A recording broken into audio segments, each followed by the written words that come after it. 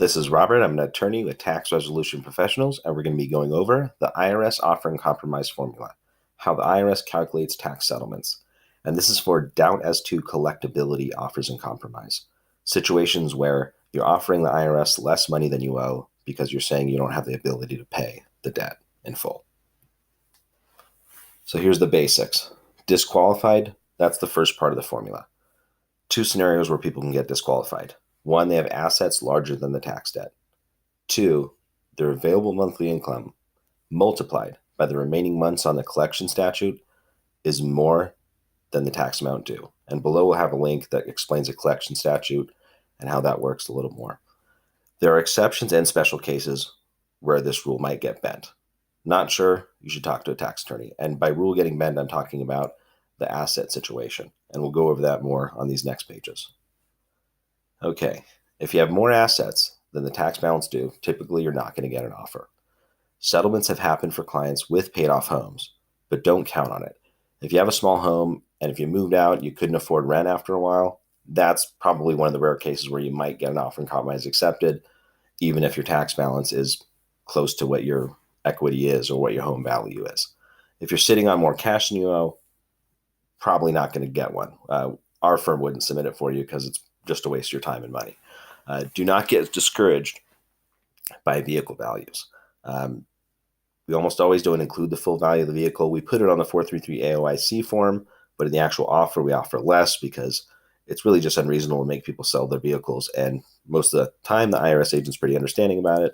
And a lot of the time, people have good reasons for needing a truck or needing a reliable car to go far places, when they have to drive a lot for work. And also, I would just say one exception. If you're sitting on more cash than you owe, the doubt as to collectability offer is not for you. The other types of offer in compromise I should just mention are very, very difficult to get. Doubt as collectability is the one you want to submit if you qualify for it, almost all the time. So here's income versus expenses. Available monthly income. That was that part of that formula there. Are your expenses more than your income? If you do not have a lot of available assets, then your odds are pretty good. IRS is going to determine your expenses based on the IRS collection financial standards. These numbers are based on national data and local data. Counties that have higher living expenses will have a higher housing and vehicle allowance. Expenses for food and clothing are the same nationally. They will look at your actual expenses for taxes, medical costs, life insurance, childcare, and some of the other items. So here's the basics of the IRS Offer In Compromise formula once you understand those parts. Okay, there's two versions. There's a lump sum Offer In Compromise, which needs to be paid over 5 months. Really, with all the processing and stuff, sometimes it's like 6-7 months. The other type is a periodic payment that needs to be paid over 24 months. We like to submit lump sums in almost all the cases that we do. We try to get it to where we can submit a lump sum. Part of the reason for that is you're not paying a payment while the offer is pending. Also, generally, it's going to be a lower offer amount by doing that. So here's both the formulas. So it's assets plus available monthly income times 12. There's your offer amount. Periodic payment is assets plus available monthly income times 24 equals the offer amount. In a lot of cases, in most of the cases I would say that we do, we usually get that available monthly income to 0. So it ends up being assets plus 0 times 12. What you're doing is, and then you're looking at the assets. So if someone has assets, and we'll actually get to this later. I'll just explain this next one. If someone has assets, sometimes you're going to want to do this one.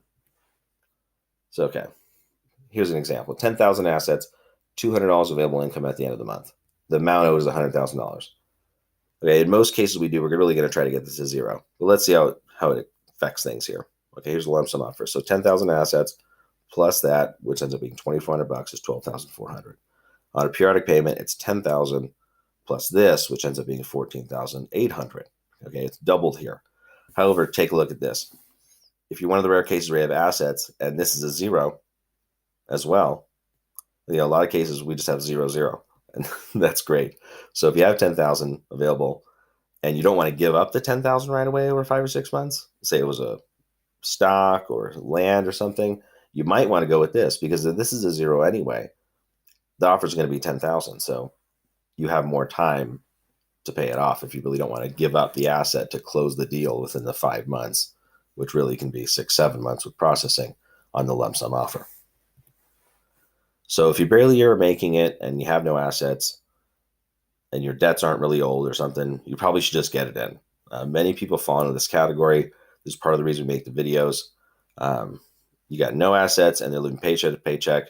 Most of these people also qualify for an offer in compromise. Here are a few final things to consider, though, before you should submit an offer. Old debts. If the tax debts are expiring soon, you might not want to submit an offer, because submitting an offer extends that collection statute. Reasonable expenses are a thing to consider. If your mortgage is $5,000 a month, it's probably not going to be considered reasonable unless you have like 7 kids. So if you want to give the most extreme example, look at Westchester County, New York. Usually for the collection financial standards has one of the highest. So if you go on and look at that, you'll see what the higher end is for that. You can also look at your county. I mean, it just can't be super high. You can't be living in $1 million place. Otherwise they're going to calculate it differently. If you have millions of dollars or really, really high balance, you still might qualify for an offer. But, if you owe like $100,000 or less, a couple $100,000, and you have like a 5,000 month place, it's probably going to be pretty hard. If you're not sure, give us a call. We can consult you on it and tell you what we think. Everything is looked at in detail when you're doing these offers. So clients have found out they had an asset they did not even know about. We had a guy who found out he had land somewhere. He didn't even know about it. They're going to be going over everything with a fine-tooth comb. You have to be comfortable with that and okay with that. It takes time. Sometimes you'll be done in 4 months. Sometimes it might take a bit over 2 years.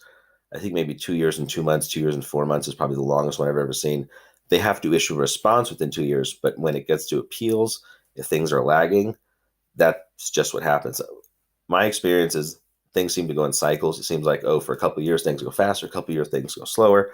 I would say most recently, at this time in 2018, towards the end of 2018, that the self-employed offers are probably taking on average about 7 to 9 months. And the W-2 offers are probably like between the range of like 4 to 7 months. That's just my estimate. And this could change. And sometimes you submit one, it gets assigned to an office that's backed up, and you're waiting longer. So don't be mad if things are just waiting. As long as they send you a letter saying you're going to get a response by this time, you just wait. And that's what we tell our clients as well. We're not here to, waste your time. I know some firms even charge people monthly, but it really doesn't work out because you just don't know how long it's going to be. So there's another thing. First off, if you can't afford any help, you don't have really old debts that are going to expire soon, I really recommend just prepare it the best you can. We provide all the free information for you and just get it in. If you're making $15 an hour and you owe $30,000, you're probably going to qualify. And if you can't afford help, just send it in. Good chance you'll get accepted. Do not wait to then make money and say, I can settle with the IRS. This is a common thing. People think they should be sitting around waiting until they get a payment or something happens or they're going to get a better job and then they're going to settle. Well, that's not how it works.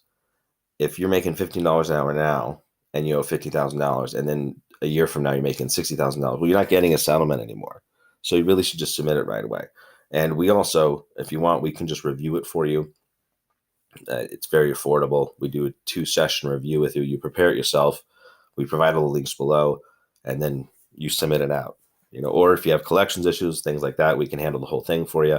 But the key is if you can't afford any help, I do just say, get it in as long as your debts aren't really old and expiring. You want to read up on that if you do have old debts. Otherwise, submit it. The information is there. If you want to give us a call and you think you want to have someone else do it, you can reach us at 888-515-4TAX. That's 888-515-4829, or go to the link below. Thanks for watching and have a great week.